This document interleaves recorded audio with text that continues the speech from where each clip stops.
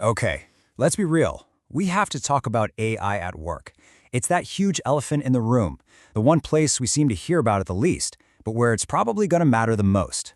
So, how do you even start that conversation without, risking your job? Well, this is your guide. You've heard this joke, right? Someone drops it in a meeting, everybody does that little nervous laugh, and then you all just move on. But underneath that laugh, everyone is thinking the same thing. What exactly are we doing here? What are we waiting for? It is such a weird dynamic, isn't it? AI is absolutely everywhere, in the news, on your phone, but at work, there's just this strange, heavy silence. It kind of feels like we're all just pretending not to see this massive change coming right for us. And look, we've been through this before, right? Tech shifts have always changed jobs. Think about camera phones or GPS. They all just kind of crept in. But the AI shift? This is not a slow creep. It feels more like a tidal wave. It's happening way faster, it's touching pretty much everything, and it's going to change what's expected of us at work almost overnight. And this is probably how it's going to start. It's not going to be some big, formal company announcement. It'll be a small request like this one. And just like that, a task that used to take you hours is now done in minutes. But here's the catch. That saved time doesn't really become yours. The expectations just get higher. Your job has already started to change, right under your nose. So, if we all see this coming, why is everyone so quiet? Well, because, let's be honest, the risks of saying something feel incredibly real. Bringing up AI to your boss can feel like you're walking on a tightrope.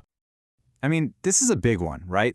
You worry that if you bring it up, you're going to be seen as challenging your boss, or maybe even telling them how to do their job. And that's a totally legitimate fear. It's what keeps most of us quiet.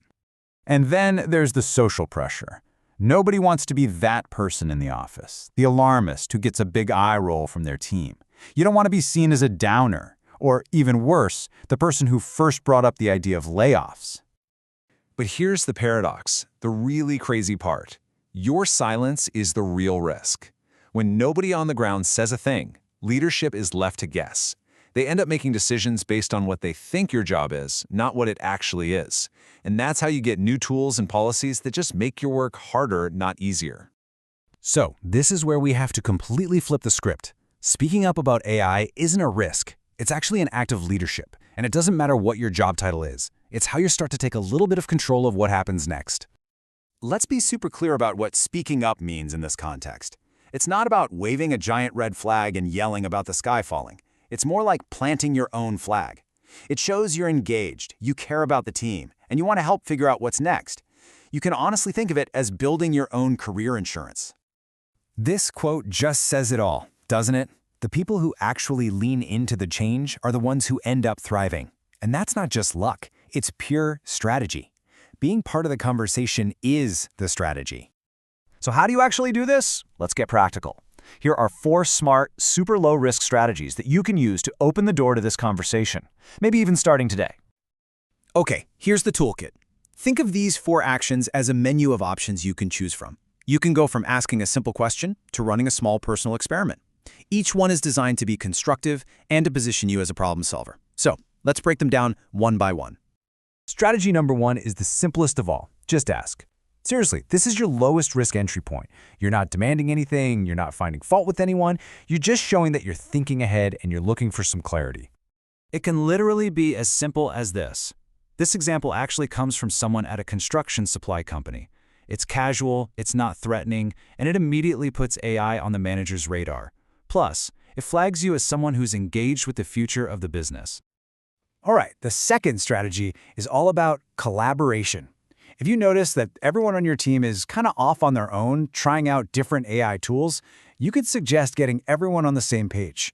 Proposing a workshop to share tips and tricks makes you look like a helpful team player who actually cares about everyone's time.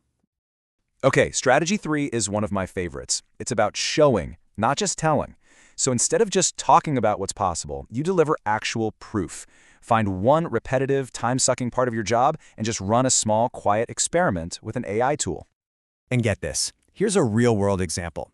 One person automated the really tedious formatting of a weekly sales report. And the time they saved? 45 minutes, every single week. When you bring that kind of hard data to your team, it's not a hypothetical conversation anymore. It's a proven win. Now, this last strategy might be the most important one of all, because how you frame the conversation changes absolutely everything.